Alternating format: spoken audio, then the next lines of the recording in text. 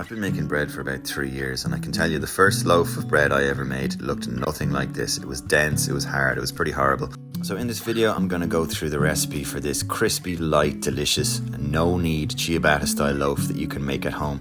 It's the video I wish I had when I started baking, so let's get straight into it. First of all, you're going to measure out your water, and I'm using 600 milliliters here for this recipe. I'll talk about ratios and hydration a bit later.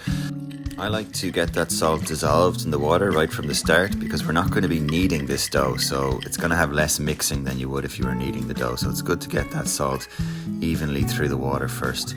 Then I'm going to add the flour, so we're using strong flour you'd use for any bread. It's a high protein content.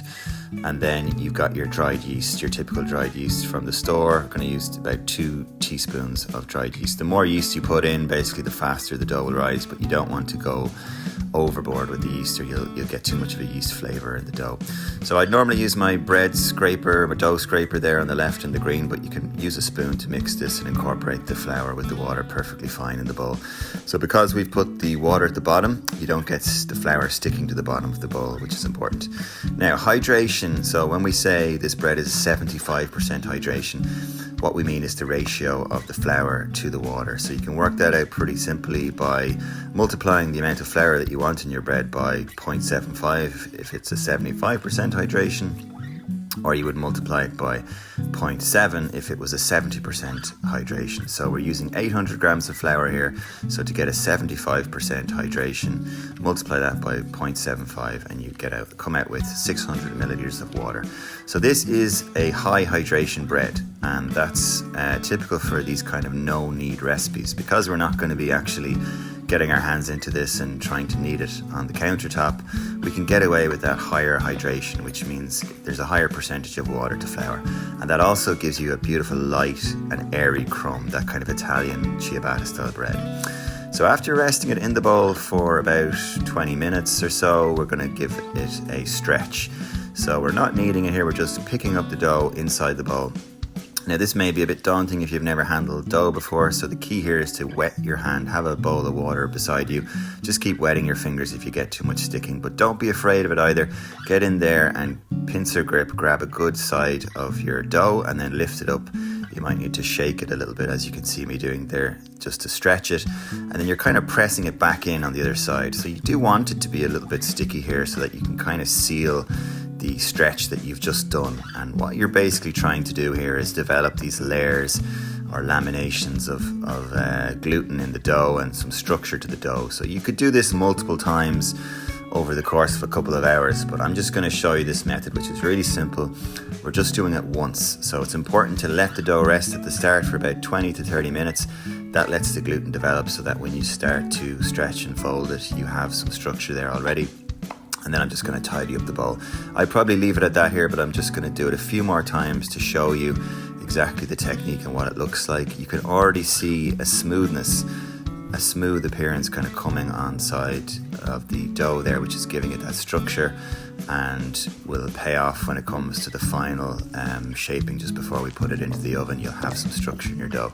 So when it starts to gather together in a nice rounded ball, we know we're ready to go. I'm just cleaning the side of my bowl here because those bits of dough would dry out.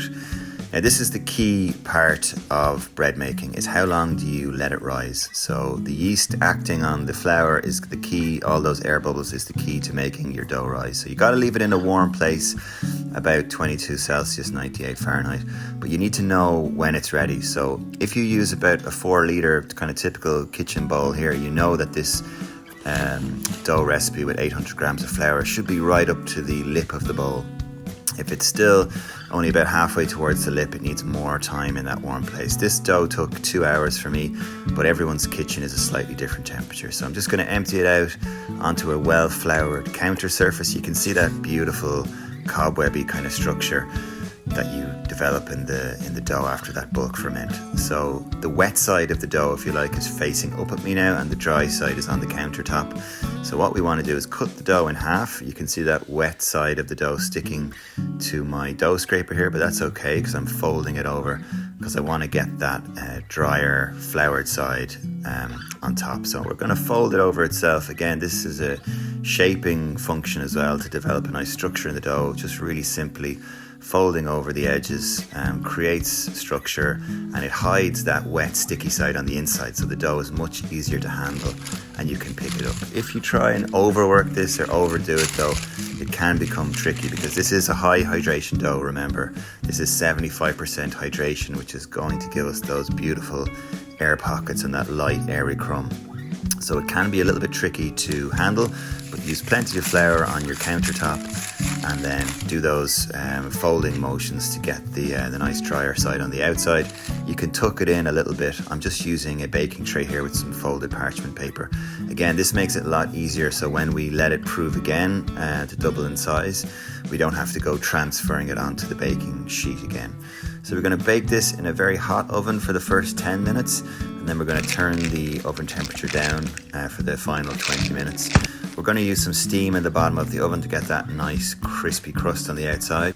Being able to make bread at home is definitely one of the most important cooking skills you can learn and a core of lots of different recipes. So let me know how you get on in the comments, and don't forget to subscribe to the channel for more real food methods.